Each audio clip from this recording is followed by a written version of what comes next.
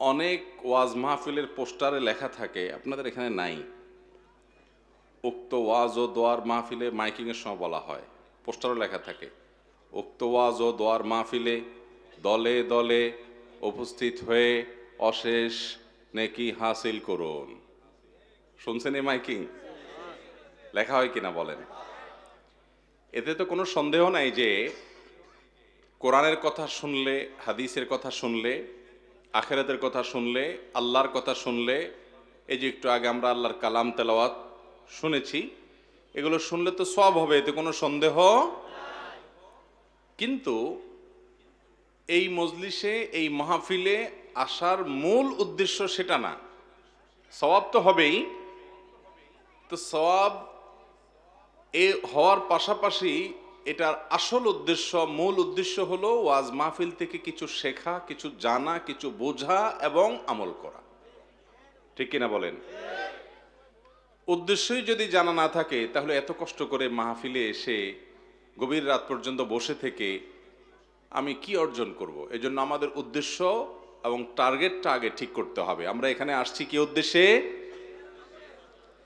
সমস্বরে সবাই একত্রে বলেন, কারণ উদ্দেশ্যটাকে আগে সংশোধন করতে হবে এবং ঠিক করতে হবে, ফিক্সড করতে হবে যে আমাদের ওয়াজ মাহফিলে আসার উদ্দেশ্য হলো এখান থেকে কোরআন এবং হাদিসের জ্ঞান অর্জন করে সেটা অনুযায়ী আমল করা। উদ্দেশ্য ঠিক হয়েছে তো ইনশাআল্লাহ? আল্লাহ রাব্বুল আলামিন আমাদের সবাইকে আমাদের এই উদ্দেশ্য সাধন করে মাহফিল থেকে যাওয়ার তৌফিক দান করুন। ভাইরা আমার, একটা মাহফিল আয়োজনের পেছনে অনেকগুলো টাকা খরচ হয়, অনেকগুলো মানুষের পরিশ্রম এখানে লেগে আছে। আপনারা যারা এখানে দূর দূরান্ত থেকে, নিজের বাসা বাড়ি থেকে কাজকাম ফেলে রেখে এসেছেন, আপনাদের মূল্যবান সময় ব্যয় হয়। এখান থেকে আমরা বাসা বাড়িতে কিছু নিয়ে যেতে হবে, ঠিক না ভাই? ঠিক। কি নিয়ে যাব সেটাই যদি আগে থেকে না জানি তাহলে নিয়ে যাবোটা কি? অনেক মানুষ আছেন ওয়াজ মাহফিলে আসেন, ওয়াজ শুনেন, শুনের পরে বাড়িতে চলে যান, কিছু নিয়ে যেতে পারেন না। হ্যাঁ, অনেকে নিয়ে যায়, অবশ্য বুট বাদাম নিয়ে যায়। আসেনি আপনাদের আশেপাশে বুট বাদামের দোকান বসে নাই? বসছেনি?